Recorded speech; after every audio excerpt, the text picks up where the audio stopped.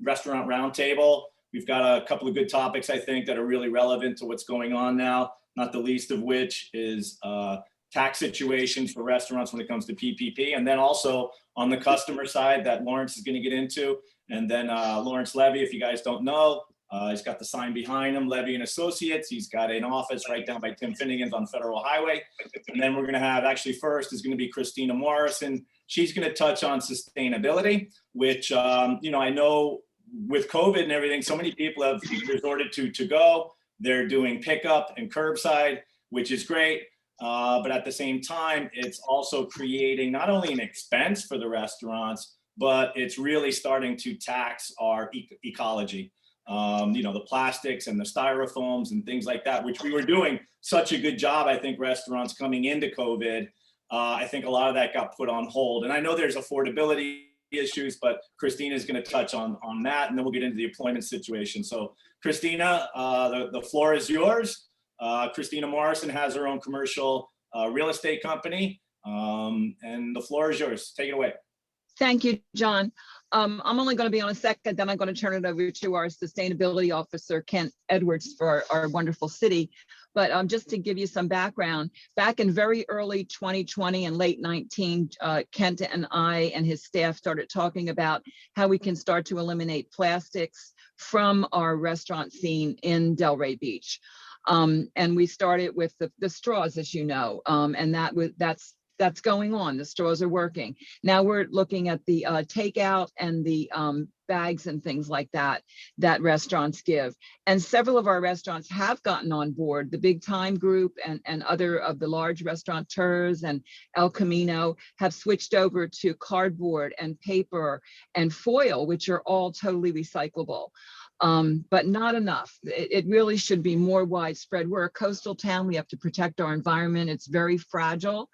And Kent has some ideas on how maybe we can work together to get this done. So I'd like to introduce Kent Edwards, who is the Chief Sustainability Officer for the city of Delray Beach. Kent, it's all yours.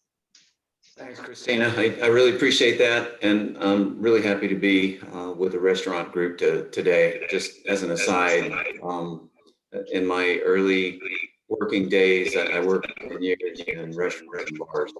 And I really attribute a lot of my customer service knowledge to those days. So it does hold a special place with me. And it's good to be with you today. So talking about plastics, as John alluded to, there are a lot of issues associated with plastics. They are petroleum based. They also contribute to the solid waste stream, and so it takes money to dispose of those, and they don't go away, they don't break down. They do get out into the environment when they don't make it to what is the best disposal location, and they have impacts on habitat and wildlife, but not only just the natural environment, they get into food stocks. They're finding a lot of plastics, microplastics, and even fish. So this is an early side of the food chain that will lead to a cost and impact on us. And there are a lot of alternatives to plastic kinds of materials. There are renewable materials like bamboo. There are compostable materials. There are polymers that act a lot like plastics, but they just break down much more quickly. And there are policies and practices that businesses can put in place. So it can be economically viable to train staff to ask, would you like to have plastic? Or have a sign that says plasticware is available upon request only. And some restaurants are already taking those kinds of steps. I recognize the importance of making these certainly customer friendly, but also economically viable. So you can actually reduce costs with some of the alternatives. It has to be compared on a case-by-case basis, but some of those materials are actually less costly than the plastic. So the city has put together a green business certification program, and a part of that is we did a lot of research on alternatives to plastic, distributors, different kinds of materials, and we make that available. I'll be happy to send that along. And this is a living document. We want to work with the community, put together that information, do more research ourselves, and hopefully get more voluntary work towards use of alternatives to plastic. The last item that I wanted to touch on is that some communities, business communities, also are starting up purchasing consortiums. Those can take different forms. It can be informal or more formal. And so I wanted to ask for a discussion if there was any interest in starting a group like that in Delray Beach. I'll take any questions, and thanks for your time. Thanks, Ken. The idea of talking with the restaurateurs today was to just plant the seed in their minds, the ones that aren't using recyclable or renewable products yet. Just plant the seed in your mind. Is this something you're interested in? Can we make it easier for you? There are restaurants that are already doing it. Maybe we could have a brainstorming session on how to get it done, where the least expensive products are that you can implement immediately and things like that. So we're just planting the seed today, but hopefully it'll get some of you that aren't using these products in the mode of at least thinking about it and moving towards them. So Yeah. Thank you so much, John, for giving us time. No, absolutely. I do think it's very important going forward here. I also think it's a marketing opportunity. You know, I would be putting it on my social media. Hey, remember when you do our curbside, everything we use is sustainable. I think that restaurants are really missing an opportunity there to market when they are using it. And I think if they were doing it more, it would kind of bring those other people along for it. And the consortium would go a long way to kind of reducing some of those expenses involved. So I think anything we can do to kind of help get that voice out there and get these restaurants together. I love the fact that you're giving, a seal or a symbol. I know when we do curbside, we always consider, how do they package their stuff, and people like Flybird, I think, and I know Granger's does a great job. And they come to the top of our list when we're thinking about where we're going to do curbside and takeout, because we know that the impact on the environment is less. So thank you guys so much for bringing that. And I think it's a matter of keeping that message going. Julie, go ahead. I just would like to add one point, if I might. With respect to the environment, you're accurate, but there's also health hazards associated with placing hot food in an item like a polystyrene container that people should factor in as well. Well, so, good point. Environment, it's our bodies, and so. You mean the polystyrene leaching into the hot food? I've heard of that. Absolutely, yeah. So it's a health issue in the packaging itself. That stuff gets leached in, and your body starts to assimilate it. What's going to happen in the long term? Great point. Great point. Anything anybody else wants to add as far as sustainability and the packaging of foods and maybe challenges that you may be having, or anything along those lines? Hi, this is Vivian DeMille. I'm here. I'm here I'm not in the restaurant industry, but I am with the chamber. I'm the chair elect for the chamber and kind of sit in on all of our committee meetings. And I just wanted to say, as long as this is like a great place to discuss this, and maybe it could be an initiative that the restaurant roundtable would consider, if the group wants to consider, taking on something that they would be more intimately involved with in championing. I think it's a good opportunity to bring up for discussion later on after the agenda, what we can do, if anything, to support that initiative or to take a lead in it. I'm volunteering the supper club. I would definitely allow or encourage any type of either videos or flyers or pieces that we may put together. And I don't want to say, apply some gentle pressure maybe to some of these restaurants to understand. Like I said, it's a marketing opportunity. I would love nothing more than to go in and pick up my curbside and a sign that says, if you need utensils, let us know. We're not going to pack them. We're not going to throw all this stuff in your bag. You need to ask us for it. Or if the server asked you for it, like, hey, do you need utensils? Or having the bamboo as a supplement.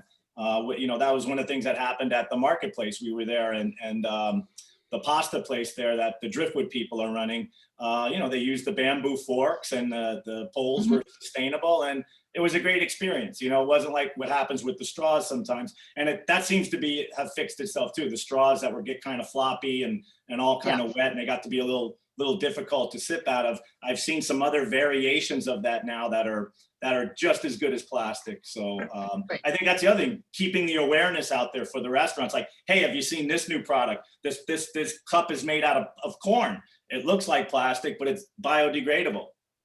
Julie, go ahead. I think you had your hand up.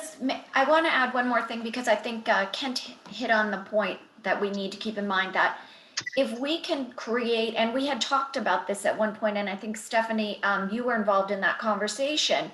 If we can develop a list of where these items can be purchased at a reasonable price, perhaps creating a group where the restaurants will all agree to purchase from these particular providers, we should be able to accomplish this without any problem, because the cost point, creating a cost burden on the restaurants is not what we want to do at this point in time, but we should be able to find the product at a cost point that's reasonable or comparable to what they're spending now, with a safe and environmentally safe product. So I think the key is to getting a group together that's willing to create a list and start working it from that end. I can participate in that if you like. Yeah. Good. Sorry. And in preparation for this meeting today, Stephanie and I had a little conversation, and she brought to my attention that the wedge space at the Arts Garage building, $125 off all mattress orders. Whether you're a side sleeper, a hot sleeper, The mega old plush, school square. bunk bed, we've got the The mattress wedge that is will the fit just storage right. room in Get old up to school square garage. $125 off at helixsleep.com/XM. That's helixsleep.com/XM He's got the for radio going. Please mute. $125 off your mattress order. helixsleep.com/XM. Looking for your next investment? Want to Did cash someone out of stock mute market risk themselves and on her volatility? radio? Here are 8 reasons to consider NRIA's proven real estate development fund. Monthly cap.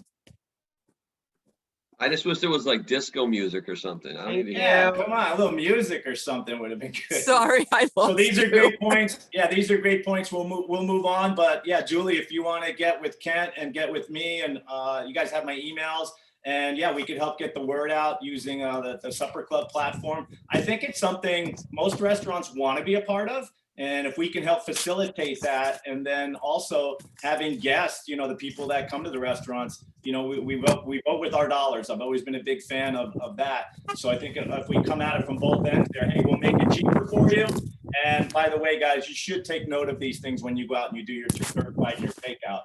I think we could get some movement, some traction going there. So thank you so much Thank you. I'll send along. I'll send along that guide to you, John, and resend it to Christina and Julie, and we'll take it from there. Great Really stuff. like to work with the community. Thank you so much. Thank you, Ken. Thank you, Christina. Thank you, Julie.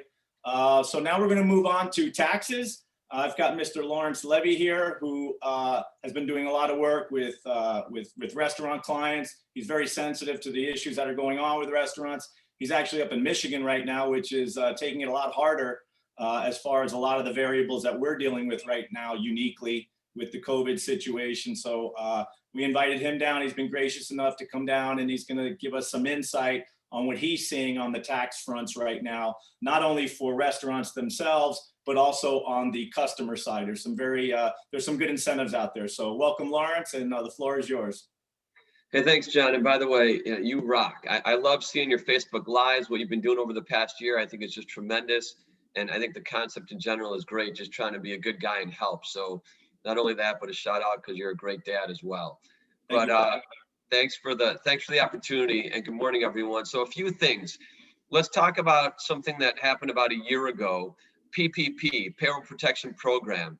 There was PPP round 1 about a year ago, helped out a lot of businesses, certainly restaurants as well. And then they came out with PPP 2 just recently this year. And if you were in the hospitality industry, they increased the calculations on it.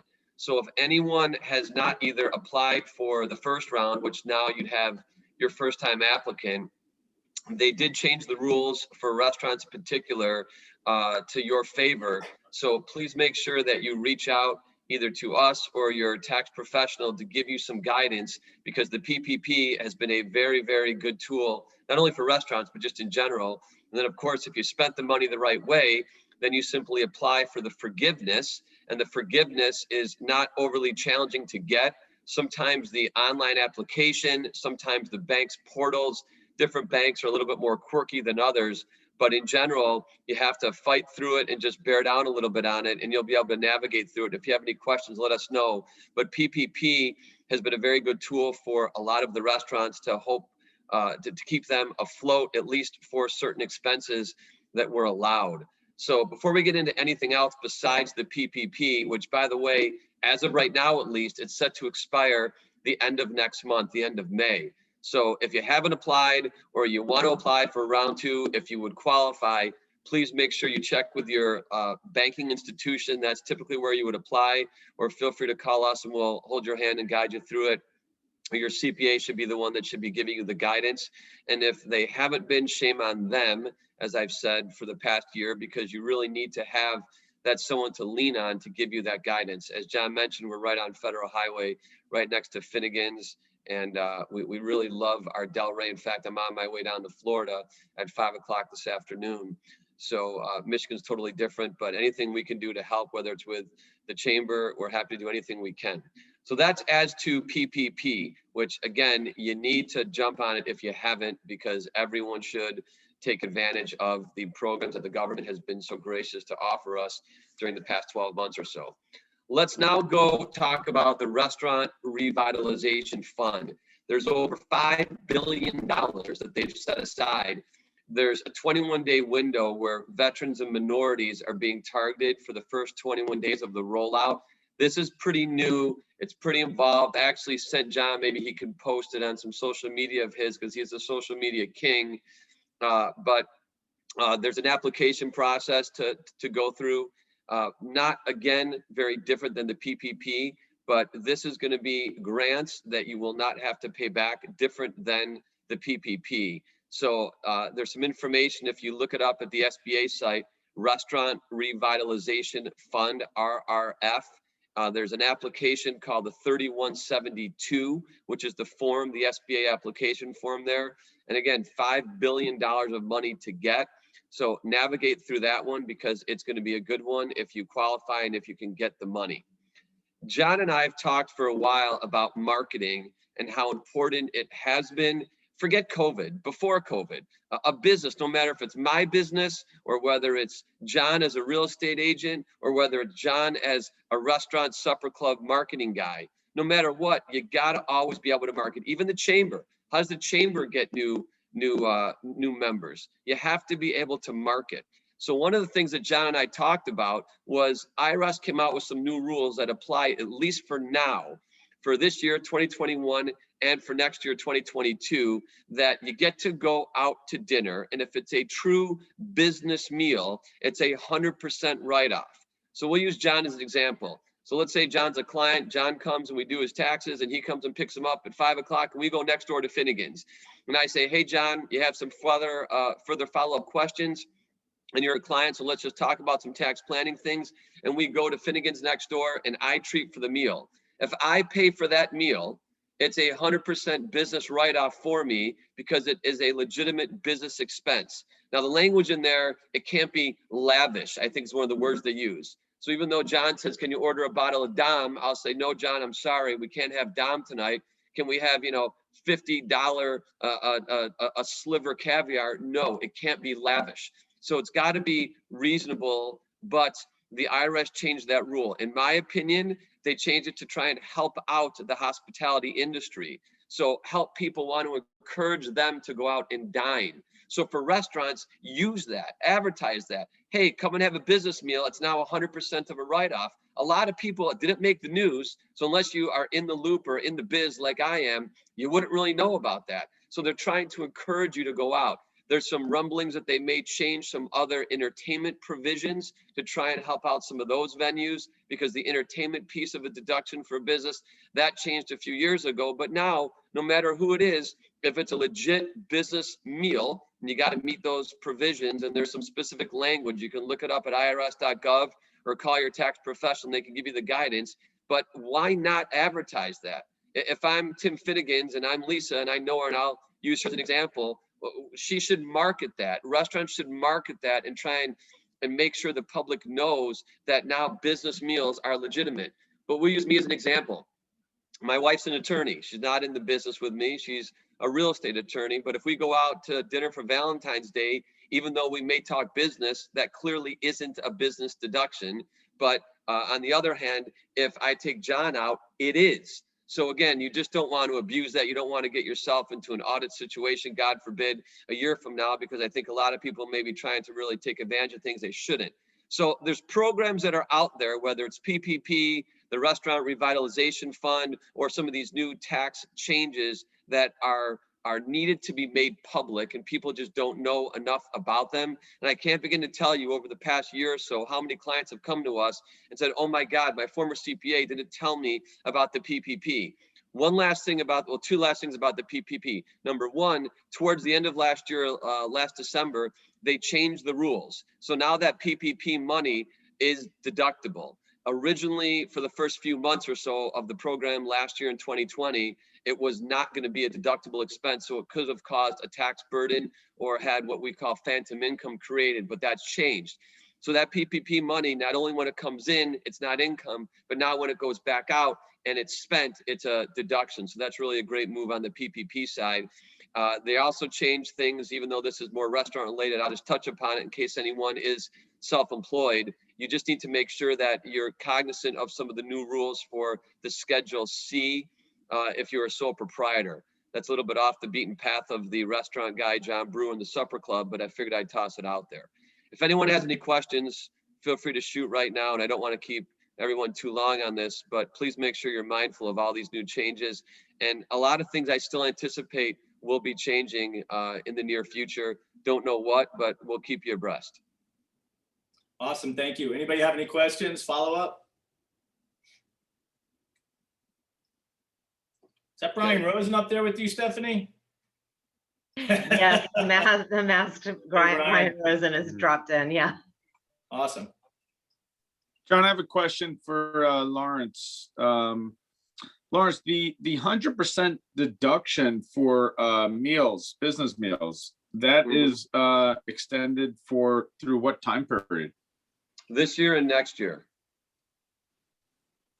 Thank you. Yep. Yeah, I saw that. And 21 and 22 they've committed to so far. yeah, and who knows what they're going to change, like those PPP deductibility rules that changed the last minute before the end of last year. Don't know what's going to change going forward. You know, whether it's going to be entertainment venues. Let's say, Gary, I take you out, you're a client, I take you out to a football game and to dinner, right? The dinner's now a deduction, the football game isn't, right? So who knows if they're going to try and change some of those rules because of those venues, Broadway, theater, sporting events that all got crushed with COVID. So stay tuned. Thank you. Good stuff. Any questions? I'm sure a lot of this is so valuable. I'm sure when people see the feed after this, you may have some questions, and I'll bring them along to you to answer those. Anyone else have anything they want to add? Yeah, I just want to add one thing, and I don't know how many times you get a pat on the back, John Brewer, but I got to tell you, you know, we've met through somewhat this, right? We met through just the relationship that we've established, and you got such a good heart. You want to help people. You don't do it for the money. You're doing it because you want to help businesses and local communities. And I think last year, for those of you who don't know, didn't you make the national news, right? Yeah, we were on the Today Show with actually Tim Finnegan's again. Right. It seems to be the restaurant name that's coming up. Yeah, Kerry Sanders. Some people that were in our network, they went out and told Kerry about what was going on. He came down and did a piece on us. So it's been a crazy whirlwind. We just were able to raise over $11,000 for Marcello Rosano. The members are just amazing. You know, it's like whenever they're asked to give or get involved, they're just, Delray Beach is a special place. I'm not sure this would have worked in many places. Now, I think a lot of places, but Delray definitely has that vibe. We love our restaurants. It's our number one way to entertain when we go out on the weekends. We love Atlantic Avenue. We love Pineapple Grove. We love out west. We've got Warren going in out there. That's going to be exciting. So marketplace out there, it's just the people that seem to live in Delray really enjoy the restaurant. So it's been amazing to see the impact that the members have had.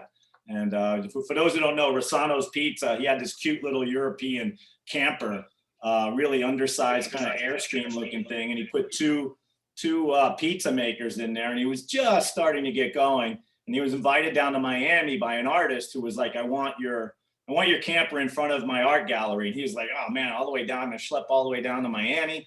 And the guy was like, come on. He went, okay, I'll do it. And he wasn't even having that great of a night, which is why he wasn't in the camper at the time. Evidently it was a drunk driver, came flying down the road and just basically took out the whole camper. If you saw it, it was flipped on its side, basically took out that 1/4 panel. So it looks like it's a total. And to find a unique vehicle like that, again, is going to be kind of hard. So it's been taking him a while. So last week we did a fundraiser and it was amazing. I mean, I just put down 10,000 as like an unreachable number. I just really did. I was like, okay, well, 10 should cover it. And when we presented him with the check Sunday at Opportunities, the amount that was in the GoFundMe was over $11,000. So incredible stuff from the people of Delray Beach and beyond. I mean, we had food truck companies reaching out to us. We had people in Fort Lauderdale, just all over the place. So it's been amazing to see, not only in Delray, but South Florida, how people love their restaurants here. And we appreciate them so much, especially the mom and pop and the independently owned ones. So thank you, Lauren. So last thing we wanted to touch on was the employment situation. I don't know who has a restaurant here, but wanted to touch on the ideas. I know a lot of people have been talking about the unemployment money and stuff like that. And I agree that it has some impact, but I've been reading a lot of articles since this very contentious thread that I posted, and I read everybody. Eric Anderson in Boynton, who's got Butcher in the Bar, had some interesting perspective. And a lot of employees had an interesting perspective. They're frustrated. People that are bartending and are waiting tables right now are not having fun. And, I love bartending, and I love going in for my bartending shift. Felt like I was going to get to perform for, 4 or 5 hours and walk out of there with a nice little chunk of change. That's not what a lot of the bartenders are feeling right now. They feel, they got to wear this face mask for the whole time there. And if it slides down under their nose, somebody's going to take a picture and throw it on social, or they're going to say something, or, and then there's somebody walks by without their mask on. Somebody who's sitting down is going to yell at the bartender to, hey, tell that guy to put his mask on. There's just so many different things that are going on that it's not just that unemployment money that's really keeping employees on the sideline. You got single moms out there that may be doing those lunch shifts that are now virtual schooling their kids, so they can't leave. I think it was Christina over at Granger's. My daughter can't go to school right now. I basically have to quit my job to stay home with my daughter because she's virtual schooling right now. So a lot of single moms were waitresses and bartenders. So that's taken its toll as well. Construction, with all the construction booming that's going on right now, you got guys who are very talented line cooks and chefs and sous chefs that, when they lost, they basically moved over and started doing construction. Now they're working 9 to 5. They're making benefits. Maybe they've got insurance. They've got all these things. They basically repurposed themselves. So that's part of the workforce that's gone. Another thing is Amazon. Somebody mentioned that to me. A lot of these guys are going to Amazon. Why take a job and make, 18, maybe $20 an hour as a chef or a cook? You miss a shift. The one thing about restaurants, every person that doesn't show up, it's felt. If you lose a server on the floor, everybody's service suffers. If you lose a chef or a cook in the kitchen, I mean, it's such a precision manufacturing line that when you lose that one chef, it throws a wrench. You lose a guy that's on the fryer, especially these busier restaurants out there. It throws the whole night for a loop. So, being able to call off sick and not feel like you're letting everybody down is also something. So a lot of these guys have repurposed themselves, and it's going to be interesting to see how many people come back. Amazon is growing. We've got the big, huge Amazon that's going out on Boynton. That's going to take a lot of those young 20-somethings that are getting into the workforce that might normally look to the restaurants, but are now going to look for other avenues. The gig society, Uber and the delivery dudes and all that stuff, they're taking away from the restaurants as well. I can make my own hours. I can drive when I want. I do what I want. Why have to show up on a Saturday night and work those hours. I could drive a car. I can do it in the morning. I can do it in the afternoon. I can do it in the evening. I can pick my times. So that's also kind of taken, and all these little things start to add up. They all start to add up. And then the last thing I was noticing was, all the delays that have happened in the construction of restaurants, or restaurants that were going to open 4 or 5, 6 months ago that maybe were on hold. I mean, Lionfish, look how late they drew out. They waited like another 6 months, and then they were finally like, we got to get open, and they opened up right when things started to loosen up again. So there's just so many different factors, I think, that are affecting it right now. So and I know a lot of the employees I've seen on some of our threads, they get, you get the people that are just like, oh, it's the unemployment money. You guys are just sitting home because you're getting checks and stuff like that. Some of these people are getting real upset. And I understand it, and I understand both sides on this issue. But the good news is, I think as we come out and we get distance from this, I think all the businesses are going to start to kind of level out. The new businesses will get open. We're coming into the slower part of the season right now for us,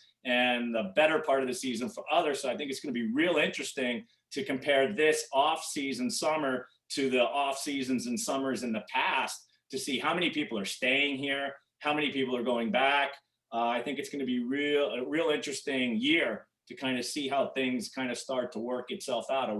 Is Mother's Day going to be that line in the sand basically, and then things kind of get slower? Then is it going to go a little longer into June and July? And then when all of a sudden it's 98 degrees with 100% humidity, those be like, forget it, we're going back to Long Island, or we're going back up to New York again. It's going to be real interesting to see how this all pans out. But I'm hopeful that eventually the restaurants will be staffed, and people will start getting back to work again.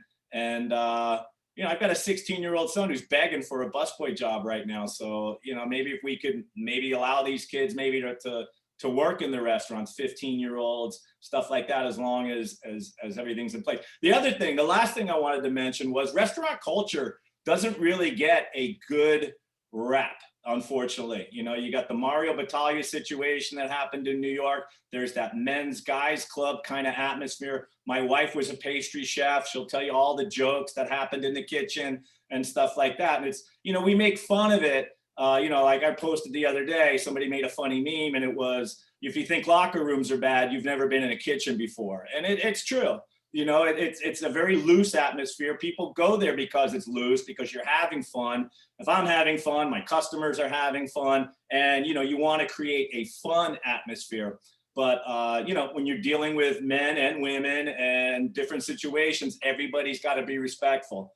I ran a nightclub for 10 years, and that was my number one thing, was to create a culture where the women felt safe and the men felt like, they felt good. But I don't want people to feel like they're not being themselves. But I think there's certain parameters that need to be set up. So if I'm a restaurant right now, I really want to get the word out. That's the other thing, marketing, about the culture that I have, and how can I relay to people that may be watching at home or seeing it at home that, hey, we've got a great culture here. You want to work here.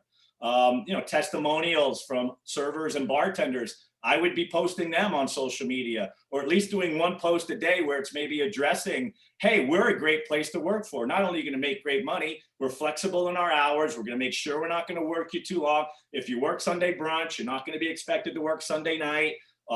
Things like that. You're not going to do a double, walk out of here at 2 a.m. on a Friday and have to be here and open up at 8 o'clock or 7 o'clock on a Saturday. We're going to do everything we can. Those things go a long way, I think. And I think as a restaurant right now, I would especially be thinking about, how can I reach that market of the person that's at home? How do I get them off the couch and come and apply? I think the idea of throwing money at them, like, hey, we'll give you $100 to apply and things like that, I'm not so sure how far that'll go. I think it's kind of a lazy solution. I think the best way to do it is, even while you're open, network to people at the bar that you may think would be a good candidate. And let the culture, if you have a good culture as a restaurant, the word will get out. So that would be the most important thing I think that restaurants could do, is just kind of communicate their culture of being a safe, fun, and reliable atmosphere to work, especially if you're young and just getting into the workforce. So if anybody's got any input or anything they'd love to add onto that, I'm off my soapbox. John, it's not a soapbox, but it's spot on. And there's certain places that we go there. We actually were there all winter. And I will tell you, we ate a lot at La Sorel. My wife happens to like the sea bass at Cut. That new Avalon place was great. Arturo's. I think all of these, like a La Sorel or Arturo's, when we've gone there, which we eat at quite a bit, or Fries to Caviar, they do it right. In fact, Fries to Caviar, they had like a cabaret thing they put out in their back with this guy that used to work on a cruise line. And I think these smaller restaurants like that, as opposed to the larger big box ones, but they're doing it right. We've had such great experiences, La Sorel, Arturo's, Fries to Caviar. I mean, even Crazy Uncle Mike's. We've had a great experience. And what you don't see is to compare it to different states because you guys are all in Florida. But there's a big difference where the hype and the vibe is great. But I think these restaurants are trying, and I agree with you. It's a mixed bag of reasons that are contributing to the frustrations that as the employers are having or as an employee is having. You could have someone like my wife. We'll use her. She's a COVID freak. She doesn't want to go out. She doesn't want to sit inside somewhere. She's the one that is wearing the mask until you sit down at the restaurant table. And then, she probably wants to cut a hole to sip on her water through a straw. That's just who she is. And I respect that. And that's how it is. But I think you have so many X factors that go into it. But you're spot on right about things. And I do think it is going to level off. It has to level off, right? But there's a lot more people who are still conscious. Just before we went on today, I was talking to a couple, and because one of them, it's the wife, she's immune compromised. They've just not gone out, but they were always going out. And so she's got some medical issues. So add that into it, because now the doctors are saying, try not to be in public until your immune system is okay. And so there's just so many things that are going into this world. But you're spot on right, and you're doing it right, John. And getting the word out there is great. Thank you. Anyone? Gary? Yeah, my only comment is, and I certainly agree with everything you've said, John, and Lawrence, you as well. The just a little observation that I've made recently. I don't know if you guys have seen this, but I've got two couples that are coming in from out of town this weekend and looking for a reservation for 6 people for Saturday night. Every restaurant is booked. And this is like effectively first weekend in May. I've never seen it like this. I think there is so much pent up demand for people to get out, dine, socialize. It's really it's great to see it, and I'm happy to see it for all the restaurateurs and bars out there. So since we have Brian Rose and Brian has OG, how have you noticed your business lately? Are you to the hilt, or how? Just give us your input. Yeah, I'd say things are going well. I like the new food hall. I think that's brought some action to the south side. We're on the south side of Del Rey. A lot of the time, I challenge you guys to tell me a restaurant on the south side of Del Rey. It's just on the south side of Atlantic, but it's just not quite the same, But we've definitely seen it. We always kind of hit a different crowd for a lot of the time, but we're expanding upon that. We're transitioning to a restaurant. But yeah, I would say that at this point in May, I was just sharing with Stephanie that things have been pretty strong. Like our Monday night was pretty strong last night, and it's a Monday night, so we're happy.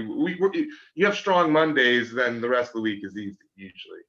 So we'll see. We're doing a number of different events and things there. Yeah, and you guys do events. You're more alcohol centric. You're more younger crowd, a little later in the evening, which those folks are feeling, I think, a little more secure than some of the older folks, that are dining on the app. But I agree with what Gary's assessment, and there's pent up demand. And I think the analogy that it's going to turn into the roaring 20s once we get the full steam go ahead, or I think it's actually starting now. I don't know. Every restaurant I've spoken to a T, whether it's a Facebook Live or whether I just kind of casually, Papa's Tapas, whatever it may be, they're like, we're crushing it. I wish I had one more server, is what they're telling me. I wish I had one more bartender. I wish I could find someone to go get in the kitchen, because I could pump out even more. And they're playing catch up from a year ago, so they need it. But I'm hopeful that things are going to kind of level out. Everybody's going to get staffed, and like I said, I think the most interesting thing is going to be see what happens now that we're going into our quote unquote slow time of the year and they up north is going into their season, how is that going to translate? I think that's going to be the $25,000 question. I think it's gonna flip a little bit. And also I know two people, if anyone needs, I can offer John's 16-year-old and my 15-year-old, where both of our boys are happy to get jobs for the summer at restaurants. Absolutely. I would like to add something. My name is Luis Baraldi, and we have a Studio Baral, and we're running a World Championship event next year. It's a tennis championship. We're going to have a little over 1,000 people coming in 2 weeks, and they're staying right here in Delray Beach. Jeff Dash told me to come on board on this meeting. Just to let you know about the tournament. I play tennis and I play the World Championships in different parts of the world. And the restaurants take a big promotion side in each tournament. I played in Croatia, I played in Germany, I played in Italy and in Cancun. And the restaurant industry, those 2 weeks are fantastic. They make a lot of money because they're always full. There's people from over 50 countries around the world coming. They're all competitors from 65 to all the way to 90. And we're going to be playing in Delray Beach and Boynton Beach and Boca. But we are concentrating just about everybody through Jeff Dash and Dash Travel in this area. And I just wanted to, to bring that up because all these restaurants, when we go, they make promotions to the players. They give them like a free drink or 10% discount, but everybody goes to the restaurants at night. Most of these players, they come with companions, either wives or friends, and it's a huge party for 2 weeks. Next year. That's in 2022, from April 23 to May 7. So I just wanted to bring it up to the restaurant industry in Delray Beach. I've been living here for the last 25 years.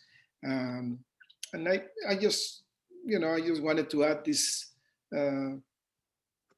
issue because I think the restaurant industry will really benefit from that. We already have over 5,000 to 6,000 hotel room nights blocked, reserved, and they're going to be full. So we're going to have a lot of people, most likely jumping from one restaurant to another one.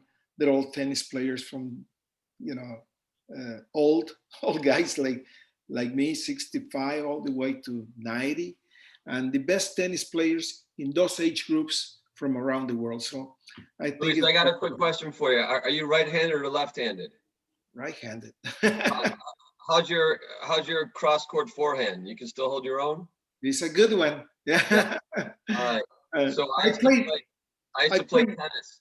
I was captain of my tennis team in high school and was ranked number 16 in what they call the Midwest back in the boys 14s, boys 16s. So you and I will have to go out. We'll get John out there. We'll play some Australian doubles. Well, we love it. We love it. I play Australian pickleball.